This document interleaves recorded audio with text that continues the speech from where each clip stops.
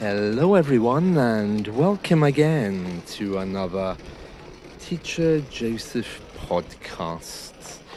Well, right now I'm outside the Rembrandt Museum here in Amsterdam, in the Netherlands. So I want to describe for you what I'm looking at. So the museum is on a street which is fairly modern. There's a mixture of old and new buildings.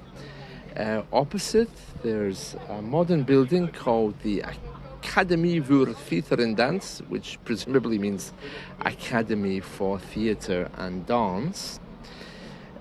Lots of people on bicycles whizzing past. As you probably know, there is a stereotype that Dutch people love bicycles, and they always seem to be on them. It's a very diverse street, lots of people of all different colors and nationalities, particularly Arabs and Southeast Asians, as well, of course, as Dutch people who are quickly moving past. And you recognize them quickly because they move so fast. Dutch people apparently are the fittest in Europe and also the tallest. So even at traffic lights, within 5 seconds, you're supposed to be across the road at pedestrian crossings.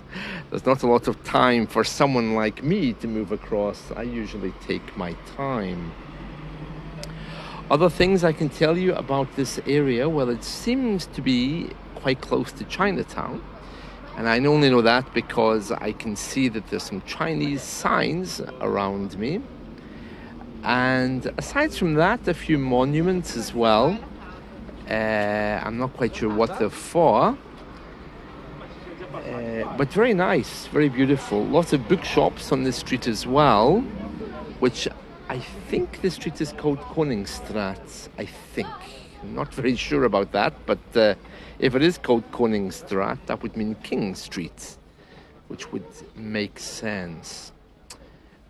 What else can I tell you? Well, there's quite a few people going into that museum, but it's not cheap and it's not free. Unlike British museums, the Rembrandt Museum is charging €17.50 to get in. All public museums in the UK are free. Other things I can tell you, this name coffee shop is not quite what it seems in the Netherlands.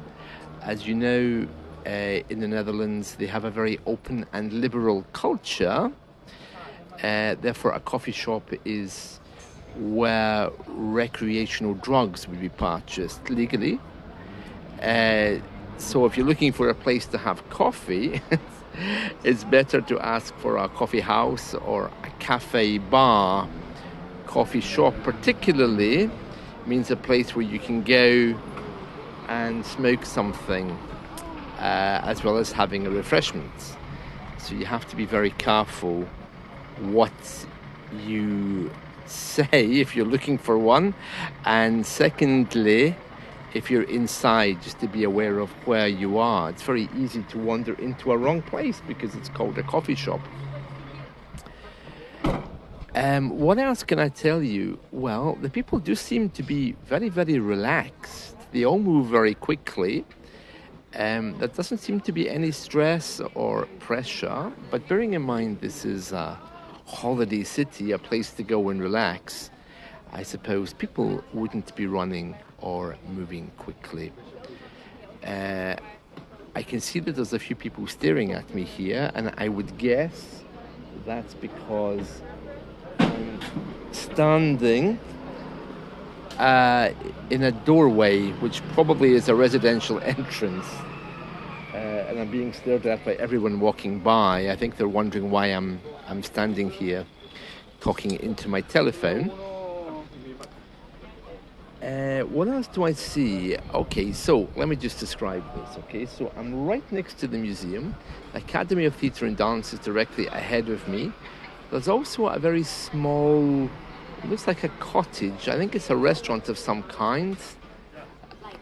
And to my left is like a big public square. with a signed coffee shop in it and some older buildings. Next to that, there's a bar.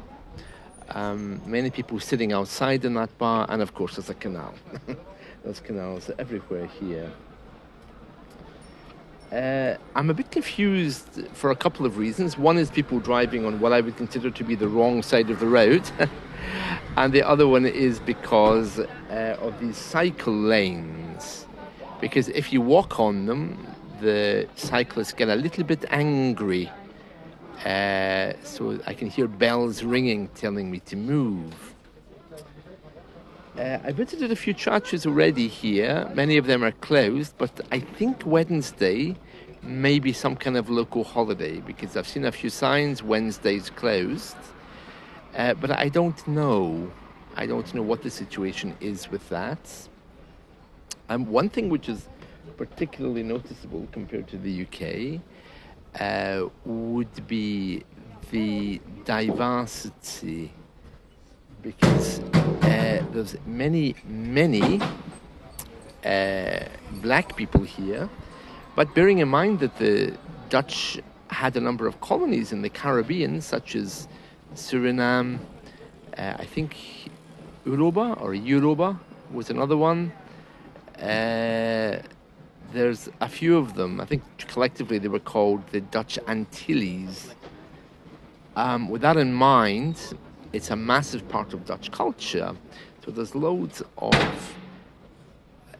what looks like black people here who are actually Dutch. And that would be very similar to the UK, of course, because our colonies were all across the world, the most famous one being in India. So we have lots of Indian-looking people who are perhaps more British politically than I am. So that's very interesting. So that's very noticeable. There's loads of people here from the Dutch Caribbean. Initially, I thought the place was full of Brazilians until I realized that they're all from the Dutch Caribbean and perfectly entitled to live here as Dutch citizens. I can't remember the history. I'm sure someone will tell me. So yeah, very, very nice. More people passing me here on bikes. And holiday apartments to my left-hand side as well. What's also very striking is the number of older people taking physical exercise. Again, in the UK, we don't often see that. People generally, because of our weather, stay at home and drink alcohol. But here, I can see that older people are incredibly functional. So that's really good as well. And that's it. Yeah, so all of these things are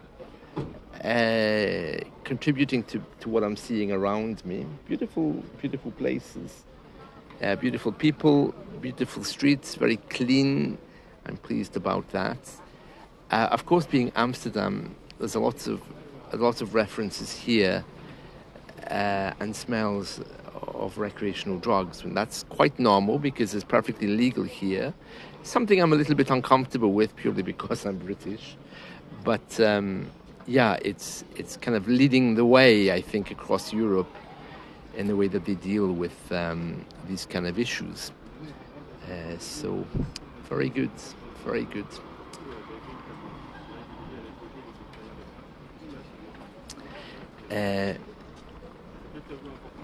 What else can I tell you?